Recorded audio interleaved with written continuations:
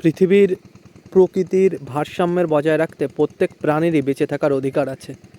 অনেকেই কী করেন, নিজের বাড়িতে এরকম খাঁচা পেতে রাখেন, তারপর এই সমস্ত ছুঁচো ইঁদুর বাঁধলে কী করে, সেগুলোকে জলে ডুবিয়ে ডুবিয়ে মেরে ফেলে। কিন্তু কখনোই এরকম করা উচিত নয়, কারণ এরা আছে বলেই কিন্তু প্রকৃতির সৌন্দর্য এত মধুর। এরা আছে বলেই প্রকৃতির ভারসাম্য বজিয়ে আছে। এরা আছে বলেই পৃথিবীর থেকে রোগ ব্যাধি, মানুষের অসুস্থতা বাড়লেও কিছুটা কম আছে। তো এদেরকে কখনোই মেরে ফেলা উচিত নয়। আমার বাড়িতেও কাল রাতে একটা খাঁচা পেতেছিলাম, তো এই ছুঁচোটা বেঁধেছে, এখন ছেড়ে দিতে যাব। প্রত্যেকেরই উচিত এদেরকে ছেড়ে আসা অন্য কোথাও নির্জনতম জায়গায়, লোকালয় নয়। তো তারপরে এরা এদের মতন বেঁচে থাকলো। অ্যাকচুয়ালি কোনো অনিষ্টি তো এরা করে না আমাদের, জাস্ট শুধু খাবারের জন্য আমাদের লোকালয়ে আসে, কোথাও খাবার পেলে সেটা খায়, তাও আমাদের উচ্ছিষ্ট খাবার। তো আমি একে গিয়ে ছেড়ে দেবো একটা নির্জনতম মাঠের জায়গায়। তো একে নিয়ে যাচ্ছি আমি মাঠের একটি নির্জনতম স্থানে, যেখানে নিয়ে গিয়ে ছেড়ে দেবে, এর মতন বেঁচে থাকবে।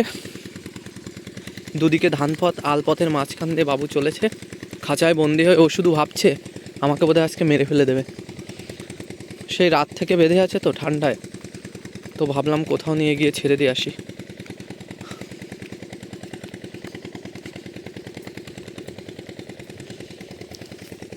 তো এখানে একটি আলপথ, ধানের জমি দুদিকে। আমি কি করব, এখানেই ছেড়ে দেবো একে। চলো বাবা, আর ব্যস্ততার কোনো কারণ নেই। চলো তোমাকে এখন ছাড়ি। সরো সরো সরো সরো। ও একদম কামড়ে টামড়ে খাঁচা, লোহার খাঁচা, নিজের দাঁত দিয়ে কামড়ে কামড়ে দাঁতগুলো নষ্ট করছে। তো আমি খাঁচার দরজাটা খুলে দিয়েছি, দেখা যাক কতক্ষণে বের হয় বাবু। এদিকে এদিকে, আরে এখন তো বের হ।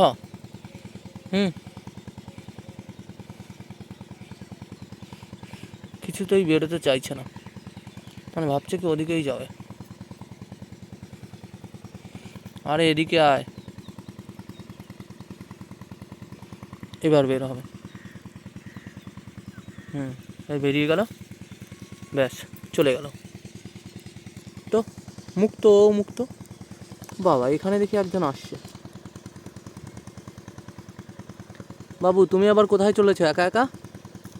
তোমার মা হারিয়ে গেছে নাকি? কোথায় যাবে তুমি? এ মনে হচ্ছে পথভ্রষ্ট হয়েছে, নিজের মাকে বোধহয় খুঁজে পাচ্ছে না।